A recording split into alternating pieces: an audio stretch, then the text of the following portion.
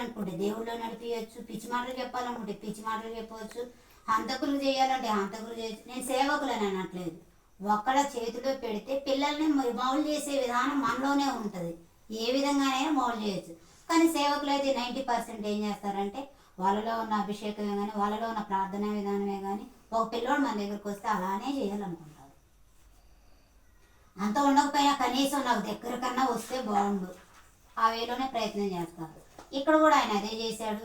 దేవుడు ఇట్లా భయభక్తులు కలిగి పెంచాడు, దేవునికి లోబడటం పెంచాడు, లోబడి ఉండటం ఎలానో నేర్పించాడు, పరిచర్య చేయటం ఎలానో నేర్పించాడు, లోబడి ఉండటం ఎలానో నేర్పించాడు, మాట విధానం నేర్పించాడు.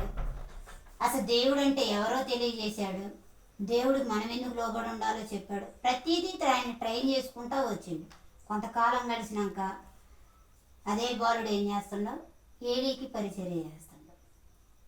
ఆ దినములలో యెహోవా వాక్కు ప్రత్యక్షమగుట అరుదు, ప్రత్యక్షము తరచుగా తటిస్థించుటలేదు. యెహోవా ఎప్పుడో ఒకసారి ప్రత్యక్షం అవుతున్నాడంట ఆ రోజుల్లో. కానీ ఈ రోజుల్లో మీకు పిలిస్తే నేను వస్తా అంటున్నాడు, మీకు సమీపంగానే నేను ఉన్నానని చెప్తున్నాడు. ఆ రోజుల్లో ఉన్న వాళ్ళకి అంత భాగ్యం లేదు. కానీ ఈ రోజులో ఉన్న మనం చాలా భాగ్యవంతులమే. కానీ దరిద్రం ఏంటంటే అంత ప్రార్థనా విధానం కానీ అంత నిబంధనలు కానీ అంత విధానం కానీ మనలో లేదు. అదే బాధాకరమైన విషయం.